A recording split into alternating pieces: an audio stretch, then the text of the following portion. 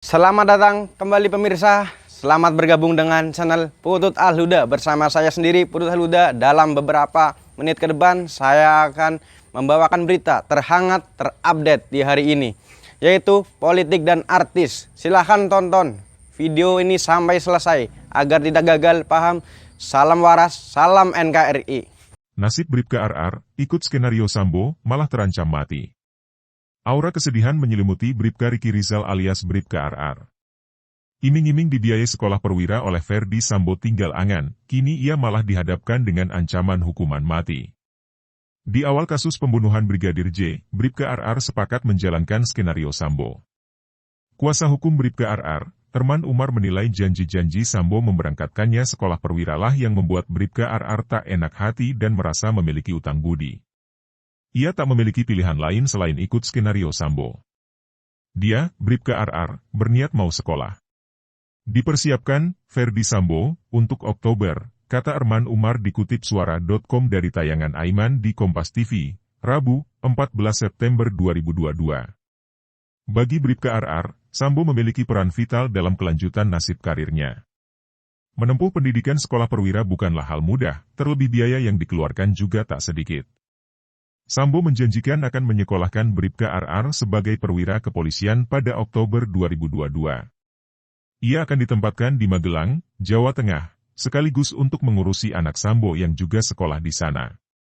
Rizal itu untuk ADC, Aidedekem, sekarang untuk mengurus segala sesuatunya anaknya yang sekolah di Magelang, dan dia tinggal di Magelang. Kuat itu terakhir juga dibantu, tuturnya. RR meminta ke Ferdi Sambo untuk disekolahkan menjadi perwira, tanya Aiman.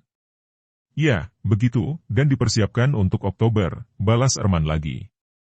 Dalam rekonstruksi penembakan Brigadir J beberapa waktu lalu, Herman melihat ada ketakutan di wajah Bribka RR.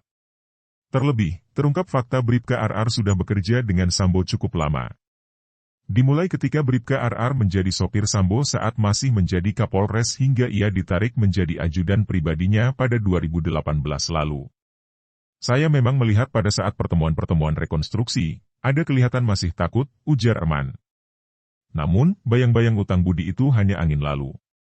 Kini Bribka RR memilih membelot skenario Sambo. Bribka RR balik arah. Bribka RR sudah ditetapkan sebagai salah satu tersangka kasus penembakan Brigadir J. Ia dijerat pasal 340 KUHP dengan ancaman hukuman mati. Belakangan ia mengubah kesaksiannya dalam kasus tersebut. Ada peran istri dan ketiga anaknya yang berhasil menyadarkan Bribka RR untuk mengatakan kejujuran. Keluarga menangis dan meminta harus jujur, ingat keluarga. Masih ada keluarga dan anak-anaknya juga masih kecil dan meminta Brigadir RR untuk terus terang karena masih ada keluarga yang dia miliki, ujar kuasa hukum Bribka RR, Zena Dinda Devaga di Bareskrim Polri, Jakarta Selatan, Selasa, 13 September 2022. Permintaan sang istri dan kondisi ketiga anak Bribka RR yang masih kecil akhirnya membuat Bribka RR membelot. Diminta menembak Brigadir J. Detik-detik penembakan Brigadir J, Sambo sempat meminta Bribka RR yang menembak Brigadir J secara langsung. Permintaan itu disampaikan Sambo setelah rombongan Bribka RR tiba di rumah pribadi Sambo di Jalan Saguling, Jakarta Selatan, Jumat, 8 Juli 2022. Awalnya, Sambo menanyakan apakah Bribka RR mengetahui peristiwa di Magelang bahwa istrinya dilecehkan oleh Brigadir J. Bribka RR menjawab ia tidak mengetahui kejadian tersebut. Setelah itu, Sambo meminta Bribka RR yang menembak Brigadir J, kamu berani nembak Yosua? Dia, Bribka RR, bilang, saya enggak berani, Pak, saya enggak kuat mental saya. Lalu Sambo suruh panggil papar Herman. Baradae alias Richard Eliezer lah yang akhirnya diperintahkan untuk menembak Brigadir J. Bribka RR mengaku tak mengetahui apakah Sambo ikut menembak Brigadir J atau tidak. Sebab, saat tembakan pertama dimuntahkan, ia mendapatkan panggilan Hendy Talkie, HT, dari ajudan Sambo lainnya, Brigadir Romar. Romar bertanya lewat HT ke RR, sehingga dia berbalik arah ke pintu keluar karena tidak melihat posisi Romar, ungkap Herman. Tak lama kemudian, Bribka RR kembali masuk ke dalam rumah.